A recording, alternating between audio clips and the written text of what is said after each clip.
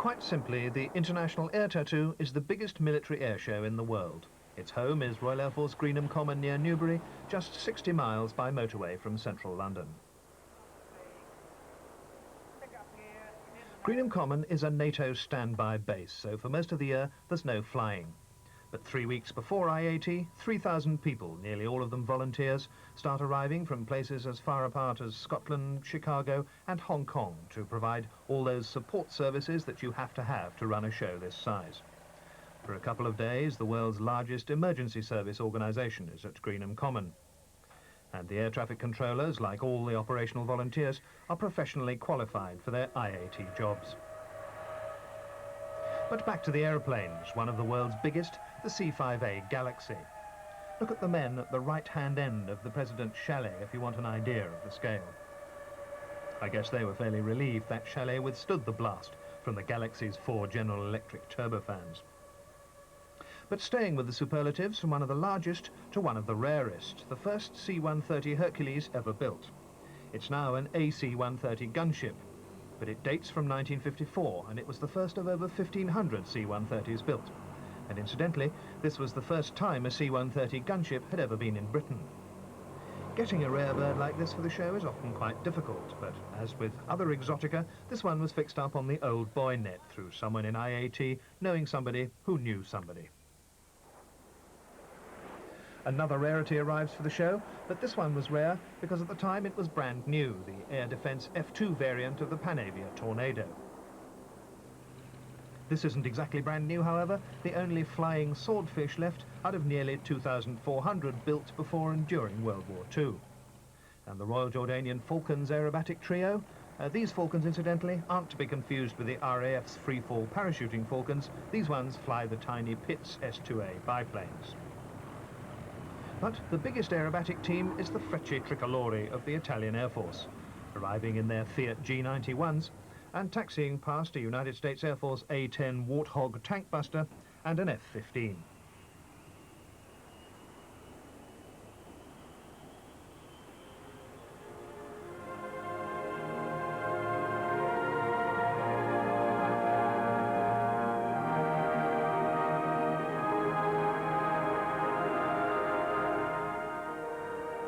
Each International Air Tattoo has a theme. In 1981, it was maritime air operations, as epitomised here by Nimrod, the mighty hunter.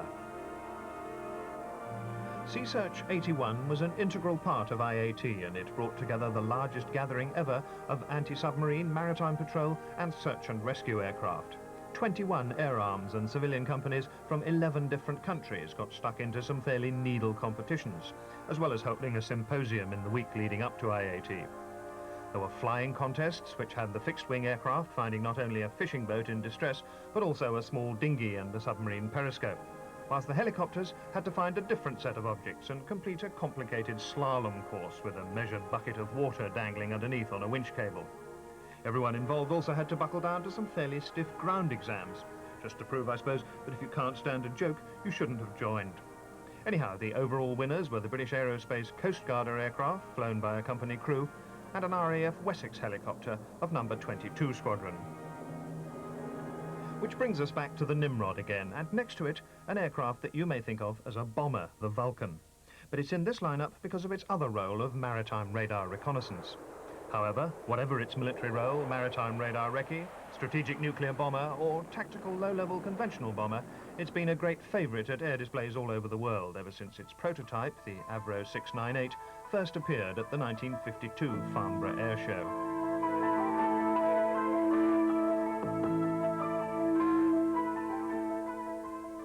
This aeroplane's from the RAF's number 101 Squadron based at Waddington in the RAF's Lincolnshire Bomber Belt, and it's flown by Flight Lieutenant Les Aylett and his crew of 4. When you think that a fully laden Vulcan weighs over 110 tons, that it can fly more than 4,500 miles without refuelling, and that it can carry 9.5 tons of bombs, it's not surprising that air show crowds continue to be amazed at its fighter-like manoeuvrability.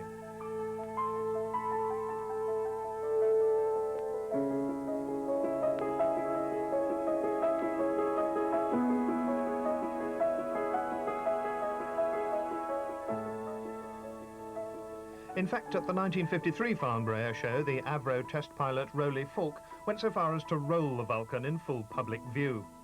And there were many about who felt that it was not the done thing for what was then a heavy bomber to be involved in such skittish manoeuvres, which were best left to the brasher fighter aircraft. But the Vulcan survived all that and went on to complete 22 years of squadron service with the RAF. But let's watch as Flight Lieutenant Aylett brings his Vulcan round on a very fighter-like approach and landing. Not for him the lining up with the runway from miles out, but instead a continuous turn from the downwind position with his wheels down, rolling the wings level only at the last minute before planting the world's most famous delta-wing bomber firmly onto Greenham Common's 200-foot wide runway.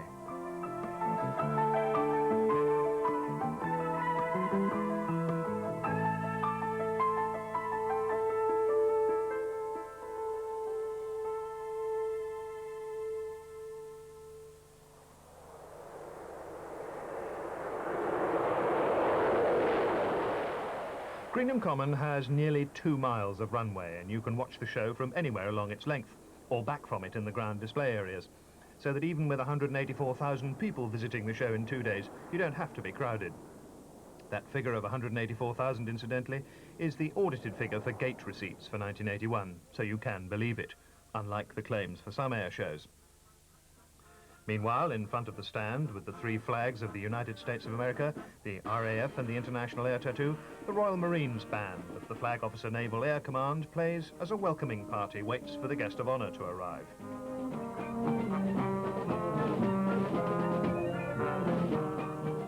And here he comes now in a Royal Air Force Wessex helicopter of the Queen's flight. The IAT usually has royal patronage, although, of course, with an area this size, it's easy not to be aware of that if you've just come for the air show. Anyhow, on the Saturday, the guest of honour was His Royal Highness the Duke of Kent, and today, representing His Majesty King Hussein of Jordan, his son, Prince Faisal.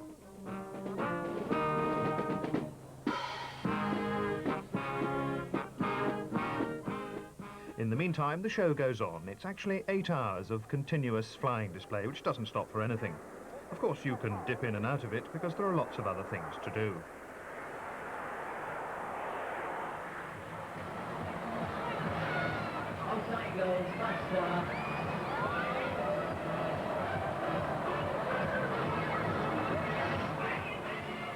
What's claiming everyone's attention here is the Sea Harrier.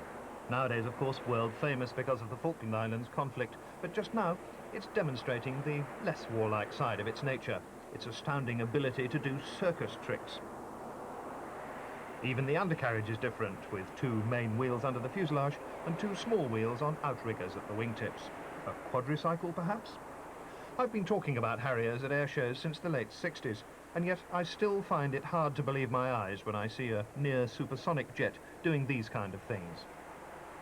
The Royal Navy's British Aerospace Sea Harrier FRS-1, then. It's like its immediate relative, the ground-based Harrier of the RAF and the US Marine Corps, except that it has an additional air defence capability. And that accounts for its different-shaped nose to allow for its Ferranti Blue Fox radar.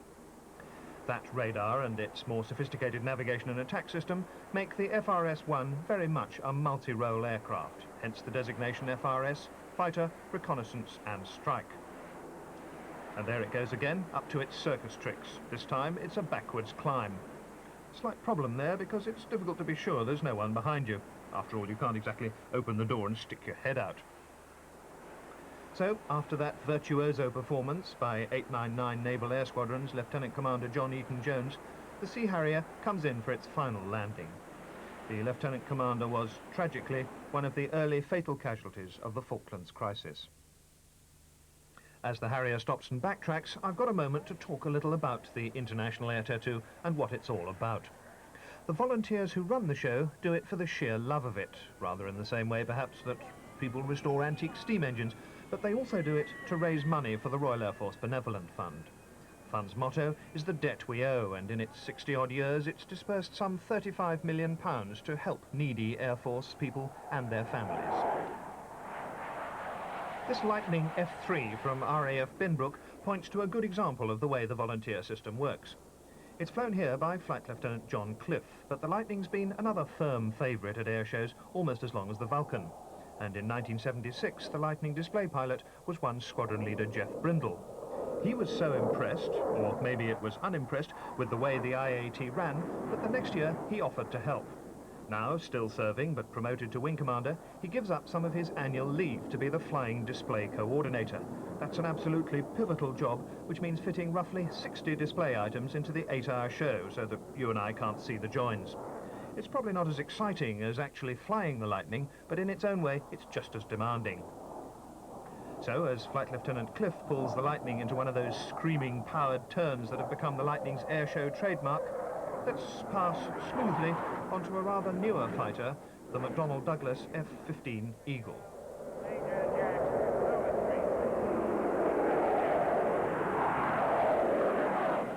The F-15 is certainly newer, and it took only 5 years from its first flight in 1972 to get 175 of them into service with the United States Air Force. This one comes from the 36th Tactical Fighter Wing at Bitburg in West Germany, and it's flown by Major Jack Overstreet, who's in his 3rd season as the Eagle display pilot. And his display, like that of Flight Lieutenant Cliff in the Lightning, is impressive and exciting.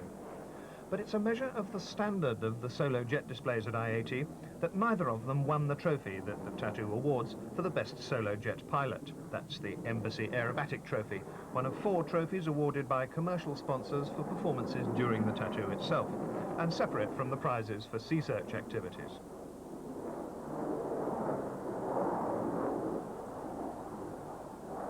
But hang on, what's this old Shackleton doing in the middle of the 10-ton-up boys? Well, it's there because it provides airborne early warning, AEW, i.e. a radar set in the sky. That's what that great bulge is underneath, to control air interception fighters like the Lightning and the Eagle. Or, for instance, this pretty Dutch-built Royal Netherlands Air Force NF-5A, flown here with some panache by Captain Fons Hemmelder, the winner of the Embassy Solo Jet Aerobatic Trophy. But when it comes to panache, I suppose the full-time national formation aerobatic teams take a lot of beating. These gentlemen are the French Air Force Patrouille de France in their 1st season flying Alpha jets after 16 years of flying the little butterfly-tailed Fouga Magister. 1981 was also the 1st season that the Royal Air Force Red Arrows flew the Hawk, and the IAT was the first venue at which you could compare the merits of these 2 highly competitive aircraft at formation aerobatics. The Alpha jets, ladies and gentlemen, the Patrouille de France and the French National.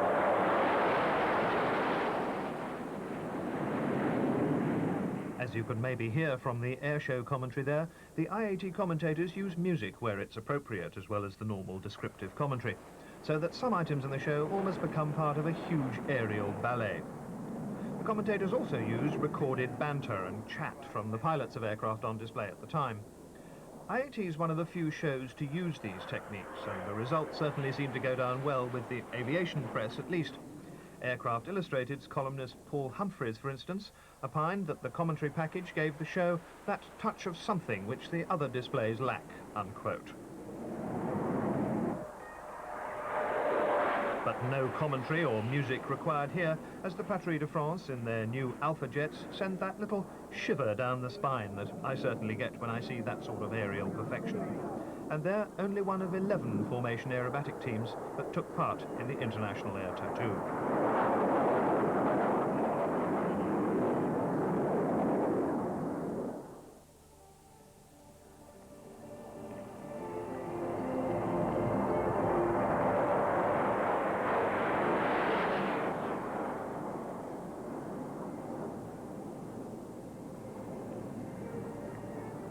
But from brand new jet aircraft to the First World War and a set-piece air battle between France and England on the one side and Germany on the other.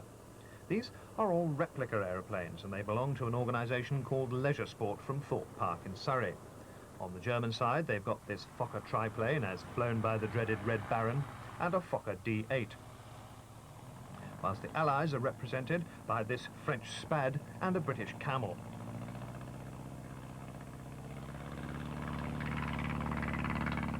The aircraft are all painted in genuine World War I markings, and the only concession to the present day is that they carry radios for convenience and safety. And although their display looks as haphazard as a dogfight might be, it is in fact meticulously planned and precisely executed.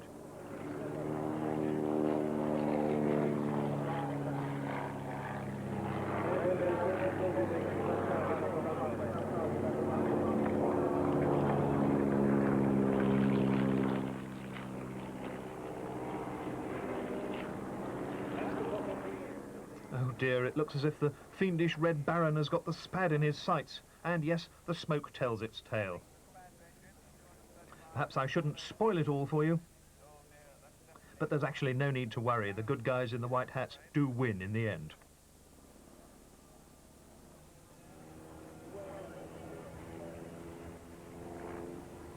Another replica from leisure sport now, a Supermarine S5 seaplane. The original of this was designed by R.J. Mitchell, which makes it a forerunner of the Spitfire. It's at the show to mark the 50th anniversary of the last time the Schneider Trophy was held in 1931. Of course, the reason it was the last time was that Britain had won it 3 times in succession and was thus the outright holder. It was this S5, or the original of this anyway, that started the winning run in 1927 with its then Napier Lion engine. Its winning speed was 281 miles an hour. 2 years later, a development of it, the S6, with a Rolls-Royce engine, won at 328 mph, and then in 1931, the S6B won at 340 miles an hour. It was from the S6B that Mitchell developed the Spitfire, and it was from the S6B's R-series engine that Rolls-Royce developed the Merlin that powered most Spitfires and the Lancaster, amongst others. Those others, of course, including the Mosquito, starting here, an hour-and-a-half segment out of the 8 hours plus of the whole flying display that commemorates 75 years of the name Rolls-Royce. The Merlin-engined Mosquito, then, one of only 3 survivors of the 7,781 that were built during and after the Second World War.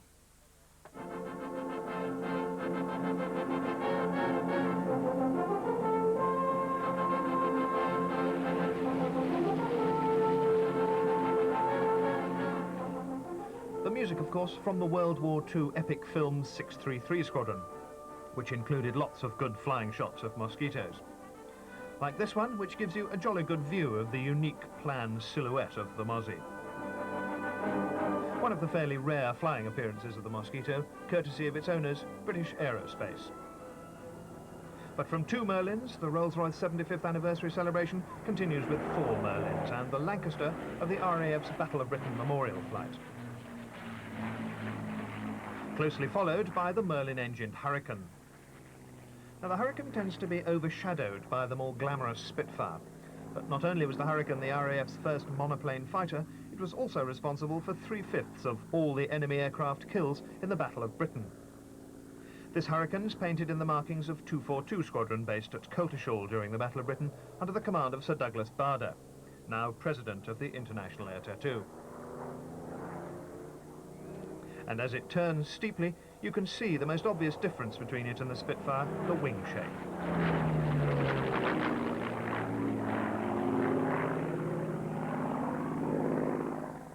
Because here is the Spitfire with R.J. Mitchell's now classic wing.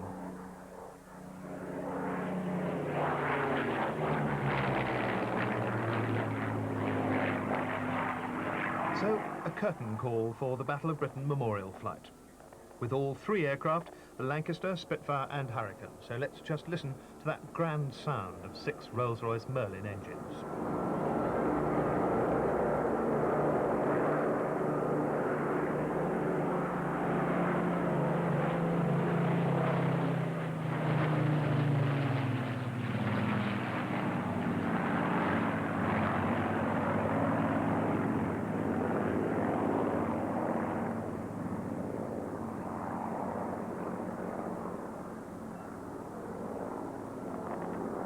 But from the long, slender, in-line Merlin engine to the wide and squat Bristol Centaurus radial engine, and the Royal Navy's last propeller-driven fighter, the Sea Fury.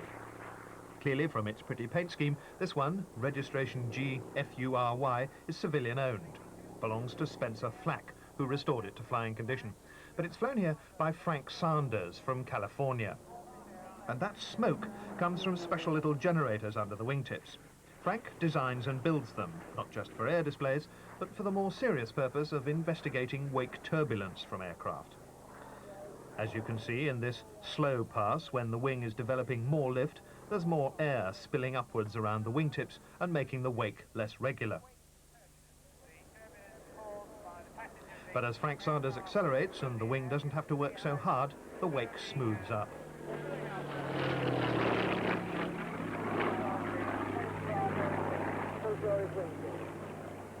These wings, on the other hand, don't look to be working very hard at all. Just a quick look there at the folded wings of an early Royal Navy jet, the Seahawk. But back to formation flying and the smaller end of the scale in formation aerobatic teams, the three Pitts biplanes of the Marlborough team. It's a funny contrast when you come to think of it between the Alpha jets of the Patrie de France or the Fiat G91 jet fighters of the Frecce Tricolore and these tiny Pitts specials which look, well, just old-fashioned. I suppose that could well be because their basic design does actually date back to the 1940s. But the Pitts has one advantage over its more exotic jet rivals. It's designed specifically for aerobatics, and instead of taking up miles of airspace to do its display, it can go through its complete repertoire in a very small space, which is one reason why it's still one of the leading aerobatic aeroplanes in the world.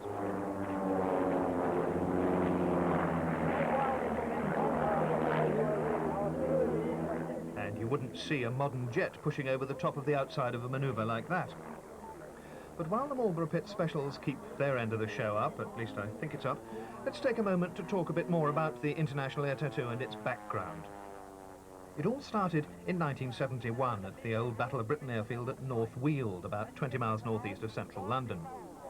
Two trainee civilian air traffic controllers, called Paul Bowen and Tim Prince, came to help sort out the coordination of the displays that the RAF Association had been running, in a rather relaxed way, for a few years.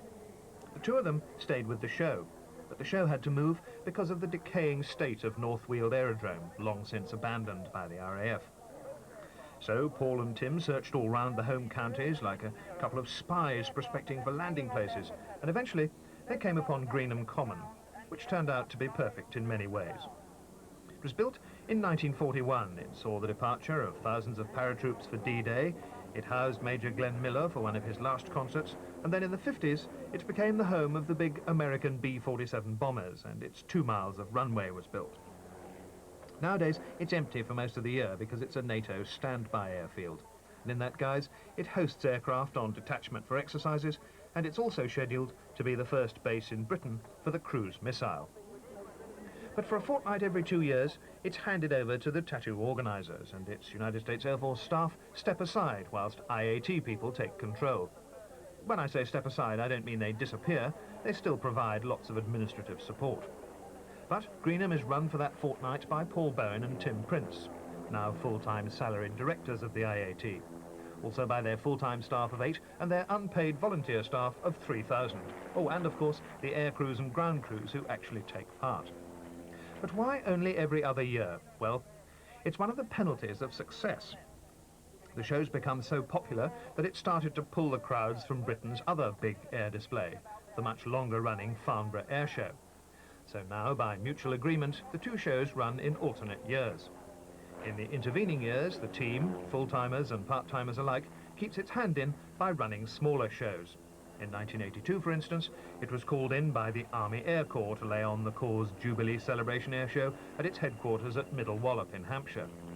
And negotiations are currently going on for IAT to provide a big international air show at Abu Dhabi on the Persian Gulf, on a strictly commercial basis, of course. So overall, this extraordinary mixture of a few permanent staff, thousands of professionally qualified but unpaid temporary volunteers, and the professional air crews and ground crews all goes to make up a show that's unique in a world of spectacular flying displays. And of course, this kind of flying by the Marlborough team is what spectacular displays are all about. In a moment, two of the team will line up for synchronized stall turns. Now, the stall turn is a fairly basic aerobatic maneuver, but it still takes a lot of skill to keep the wings vertical all the way through, and synchronizing it with someone else instead of just doing it when you and your aeroplane are ready, well, that's good stuff. And there it is. The pilot puts a full boot of rudder on just as the aeroplane's almost come to a stop in its vertical climb, and it pivots on its wingtip. The Pitts is an amazing little aeroplane. It got its now slightly unfortunate name from its designer, Curtis Pitts. When the prototype flew in 1944, it had a 90 horsepower engine. These Pitts have 200 horsepower engines, and the other important change from early models is that nowadays it has a symmetrical wing that gives the same amount of lift whether it's upside down or the right way up, although which is which rather depends on your point of view. Otherwise, it's still pretty much as it was, although over the years it's picked up a whole string of championships, including the British, European and World Aerobatic Championships. So, as former British champion Philip Meeson in his single-seater Pitts S1 executes what's sometimes known in the trade as an upward Charlie, and then completes the loop with his Lycoming engine going absolutely flat out, and the little Pitts pulling a good 6G, that's 6 times the force of gravity, in an attempt to rejoin his companions in the two-seat Pitts S2s, will leave the Marlborough making their final manoeuvre, one specially designed for the International Air Tattoo and called the Marlborough Break.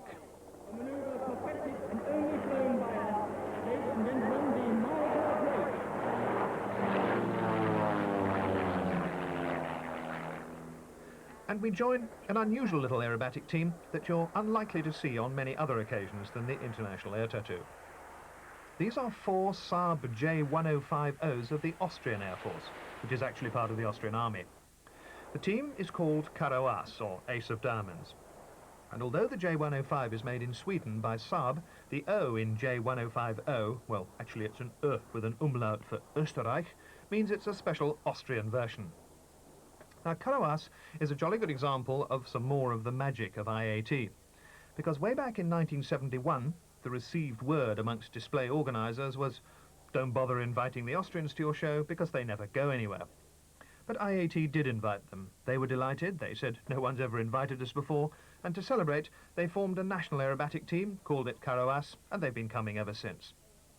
Something rather similar happened with the Portuguese, who now have a team called Asas de Portugal, or Wings of Portugal. So it's very nice to see the small national aerobatic teams on occasions like this. And when you think that these pilots have normal squadron jobs to do, unlike the Red Arrows or the Patrouille de France, who spend all their working time as team members, teams like the Karo As of Austria put up a very creditable show. Now, here's some of that support from the Americans that I mentioned. It's provided by the Boy Scouts of America, and some of the IAT staff reckon they make almost as much money as the show itself. But seriously though, as I said earlier, if 8 hours of flying display is too much for you, there are other things to do.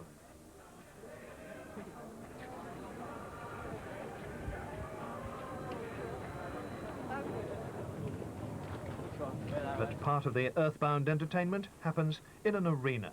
These are the white helmets, the display team of the Royal Signals. That's the Army's communication corps.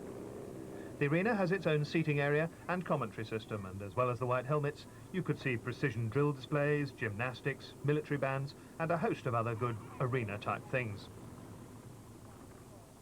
Also, by definition ground-borne, the static display of aircraft, one that you might well get little chance to see elsewhere. A fine study in noses here. But this particular set of noses isn't a Dalek, it's the British Aerospace Rapier surface-to-air guided weapon system, or to you and me, an anti-aircraft missile. Another piece of equipment made famous, incidentally, by the Falklands Islands dispute. And no, this isn't the result of an attack by Rapier missiles. These guys do it for fun, or more accurately, for entertainment. There's no accounting for taste, however. Most pilots I know consider that anyone who leaves a perfectly serviceable aircraft before it's back on the ground wants his head examined. These gents are in fact the Royal Air Force Falcons, the RAF's free-fall parachute display team.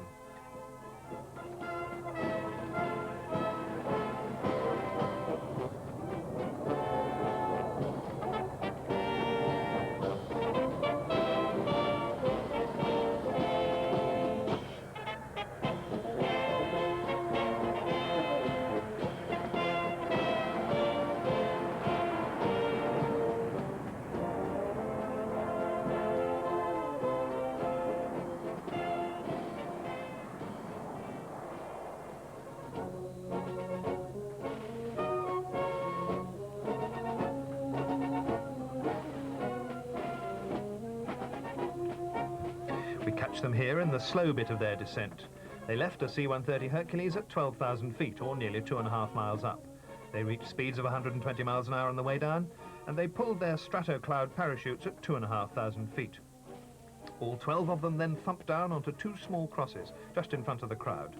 There's the last of them now, the RAF Falcons. I suppose the world's 3 top military formation aerobatic teams are the French, the British, and the Italians. Well, we've seen the French, we're going to see the Brits, and here are the Italians. the Frecce tricolore, or three-coloured arrows in the red, white and green of Italy's national flag. There's often little to choose between the three teams in overall quality, but perhaps the Italians' outstanding attribute is that certain panache they bring to their show that the other two don't quite achieve. But while the British and the French were flying new aircraft, in 1981 the Frecce were still flying their trusty old Fiat G91s, or Ginos as they're often called. They have since updated with the aerobatic 339, but these Ginos have been great crowd pullers since they joined the Italian Air Force way back in 1958. These particular ones are special conversions for the Frecce, and they're called G91 PAN, for Pattuglia Acrobatica Nazionale, or National Aerobatic Team. But the more warlike versions of the G91 were operated until recently by the German Air Force as well as the Italians, and all the members of the Frecce are required to keep combat ready during the winter months out of display season. One of the tricks to watch for with the bigger aerobatic teams is how smoothly they change from one formation to another. Here they're about to change from delta to 8 arrowhead. Watch the two wingmen tuck in to form the shaft of the arrow. Looks easy, doesn't it? One reason for a certain individuality in the presentation of the Frecce may be that their commander, Lieutenant Colonel Corrado Salvi, stands on the runway with a radio, and he controls the whole performance from there rather than leaving it all to the airborne leader, Lieutenant Colonel Antonio Gallus, who can't always see how things are going from his position in the leading aeroplane. Whatever the reasons, it's always a pleasure to see the Italian Frecce tricolore.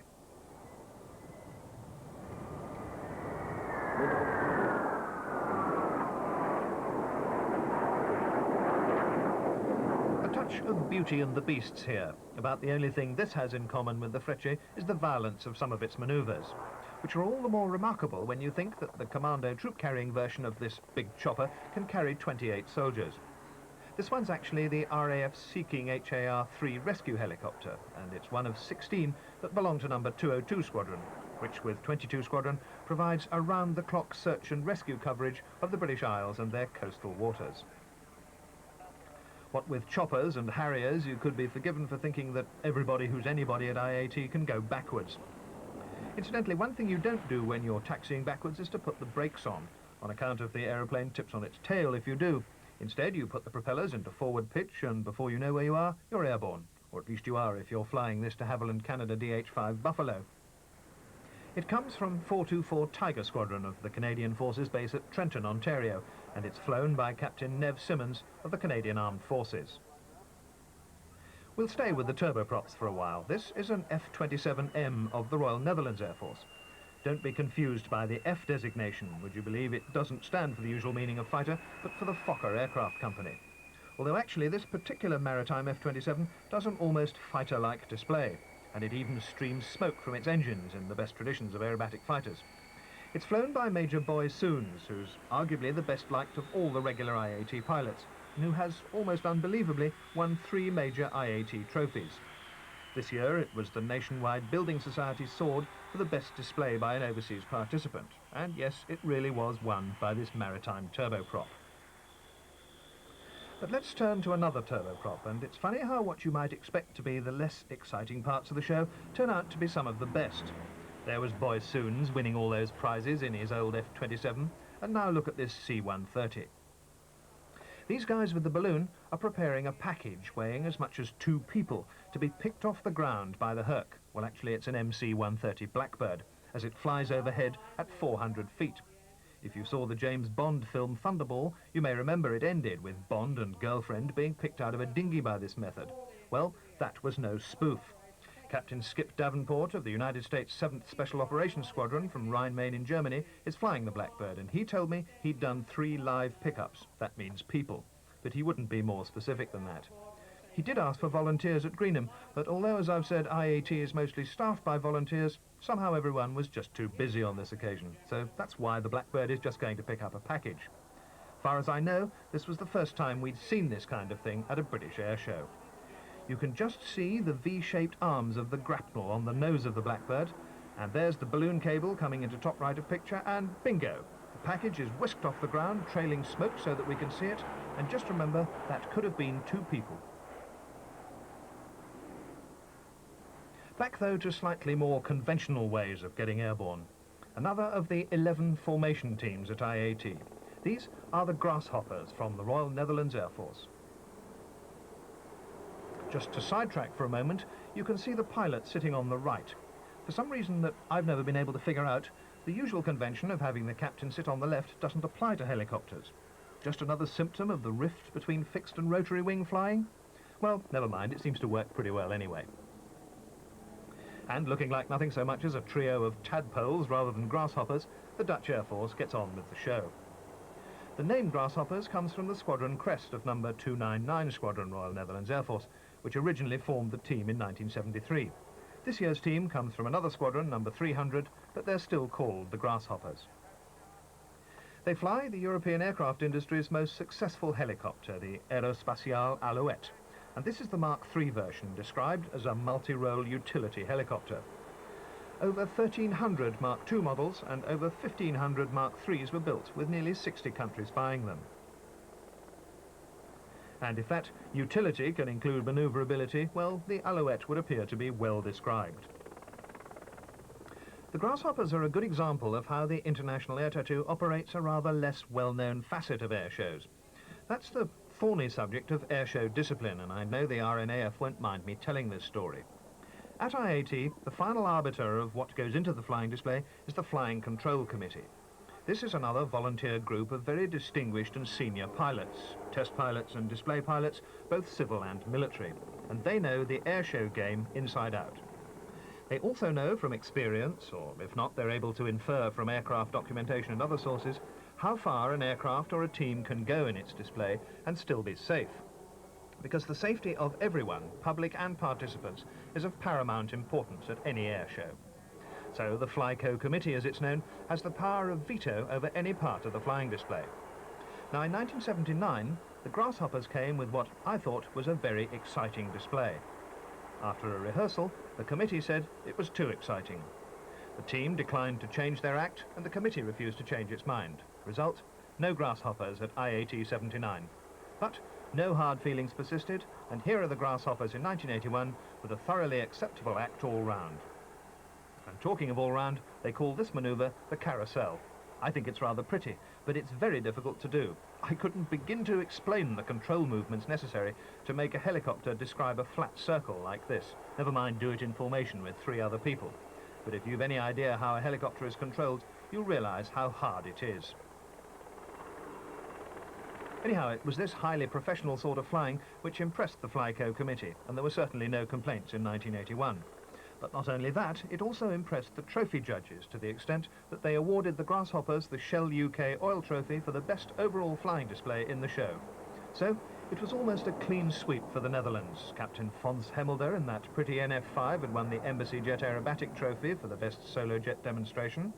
Major Boy Soons had won the International Display Sword for the best overseas display. And here were the Grasshoppers topping the whole bill with the Shell Trophy. Which all goes to show that it isn't always the biggest outfits that give the best value for money. By most criteria, the Dutch come into the smallest quarter in NATO air forces, at least. So we'll leave Lieutenants Thijs van Roosmalen, Rolf Beckett, Thijs Reinaerts and leader Captain John Zurbier of the Grasshoppers in their Alouette 3s lining up for their prize-winning final bow.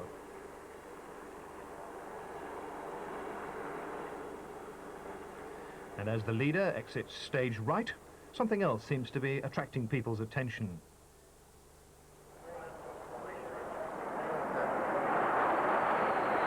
Well, of course, it's the Red Arrows.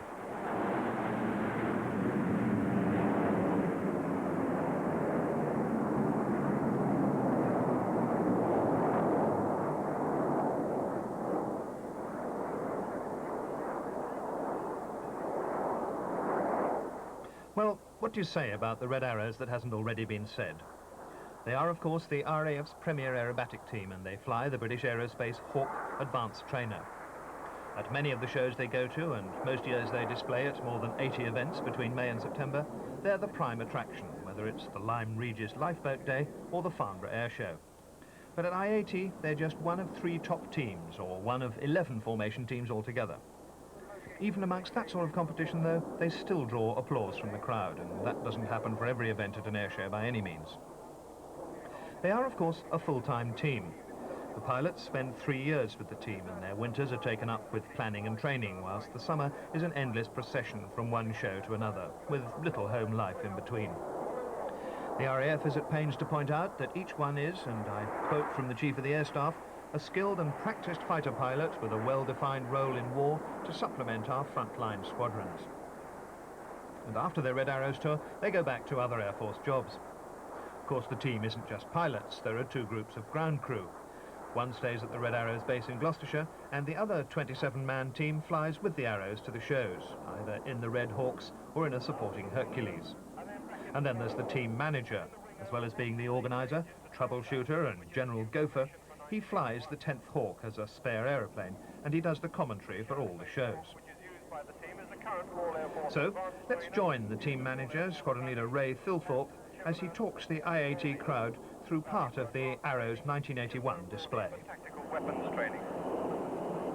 Team flying into us now in Delta, pulling up into a loop, entering at 350 miles an hour. Over the top, back into Diamond, and the speed reduces to 150.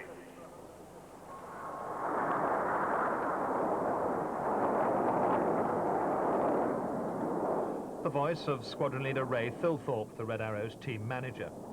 This is what the Arrows call their full show, i.e. it's not restricted by the weather conditions. Like most teams, they have other shows tailored to less favourable conditions. There's the rolling show, when the vertical manoeuvres like loops are replaced with things like barrel rolls, and when the cloud base is lower still, there's the flat show, otherwise known as a ratty flatty. As they fly a Diamond bend towards us, we can get a good look at the British Aerospace Hawk, their new steed of 2 seasons standing. And as they turn away, watch the centre section of 3 as the team makes one of those precision formation changes from Diamond to Concorde.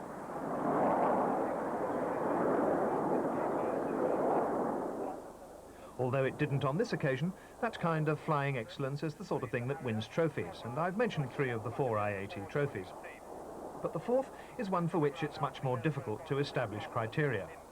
It's called the Lloyds Bank Spirit of the Tattoo Award, and it's presented to the unit or individual who's made an outstanding contribution to the tattoo. In 1979, that was Major Boy Soons, he of the much betrophied Dutch Air Force. But in 1981, it went to quite a different person, a man who builds bridges, gateways and lavatories. Lieutenant Jack Rivers is a part-time member of the Army Sappers, a volunteer in the Royal Engineers. He and his men built a footbridge over a busy highway.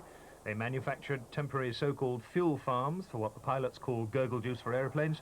They erected gateways for car parks, and they put up lavatories everywhere. And for all his hard work, Jack Rivers won the trophy. You'll have noticed that, like the Lloyds Bank Award, the other trophies also bear the names of the firms that have generously donated them. Tobacco manufacturers Wills for aerobatics, Shell Oil for general flying, and the Nationwide Building Society for the overseas participants.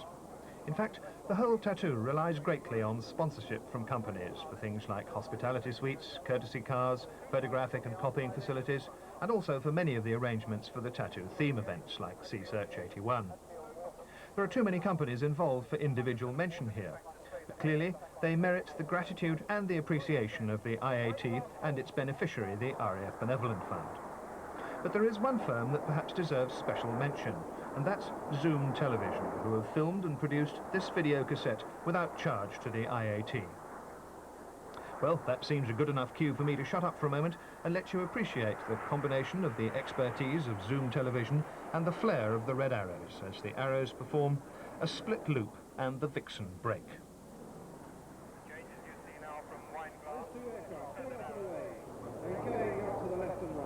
Meanwhile, the main section continue the loop.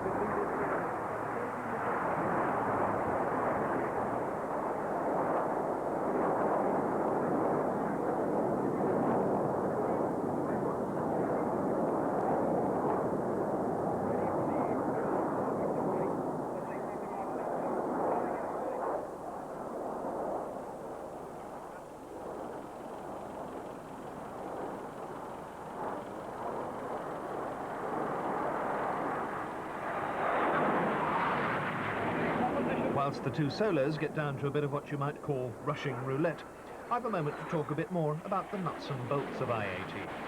You remember I mentioned the two full-time directors, Paul Bowen and Tim Prince, who virtually started the whole thing off. Well, one of the erstwhile part-timers, Frank Windle, has recently left the army with the rank of captain, and he's remustered as the third full-time director. So now the lineup is Paul Bowen, Big White Chief, Tim Prince, Director of Flying, and Frank Windle, Director of Administration. They have a small full-time secretarial staff, and the rest is run by those 3,000 part-time volunteers who do everything from picking up litter to making the operations arrangements for over 300 aircraft.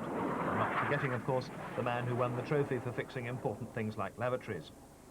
It's interesting that the three things airshow audiences complain about most are lavatories or lack of them, refreshments or lack of them, and traffic delays.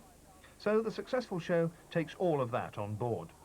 But the extraordinary thing about the whole caboodle is that it works when it seems that there are lots of good reasons why it shouldn't. For instance, since the vast majority of the staff are not paid, the IAT can exercise no monetary sanction over them, and therefore perhaps has no disciplinary control over them. Of course, foul-ups, or snafus in the American phrase, do happen.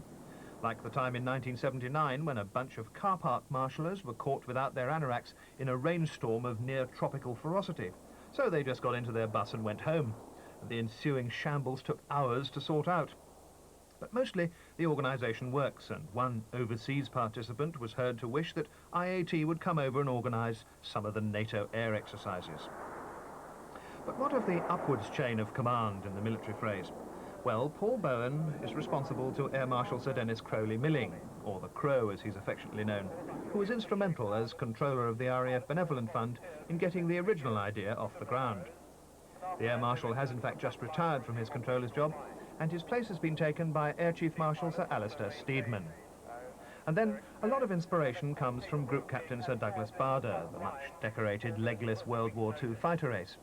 We'll be hearing from him in a moment in his capacity as President of the International Air Tattoo. But in the meantime, I'll take my leave of you and let the Red Arrows, led by Squadron Leader Brian Hoskins, provide that spine-tingling finale that's become the hallmark of the great aerobatic teams.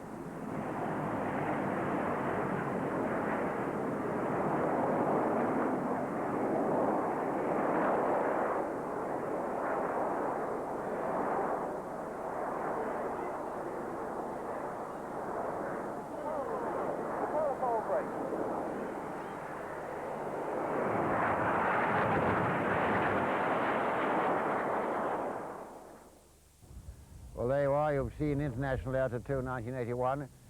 Now, the International Air Tattoo, all the profits, the funds from it go to the Royal Air Force Benevolent Fund. This fund was founded in 1919 by the then Chief of Air Staff, Lord Trenchard, who has always been described as the father of the Royal Air Force. Now, the Royal Air Force Benevolent Fund looks after those in need, anybody who's ever served in the Royal Air Force. We look after the dependents, the widows and the children. We have schools, and we have a home down called Princess Marina Home down on the south coast to look after old boys like myself when they get too old to look after themselves and have no one to look after them. And it's a great and important part of the Royal Air Force. Now, what has happened, you may wonder how much money we spend. Well, I can tell you this, that last year we spent £2.75 million on this looking after, taking care of people in need. Now, this is what it's for, and this is why the International Air Tattoo, which is probably the best, and I'm prepared to argue this with anybody in the United States or anywhere else, it is probably the best military air show in the world.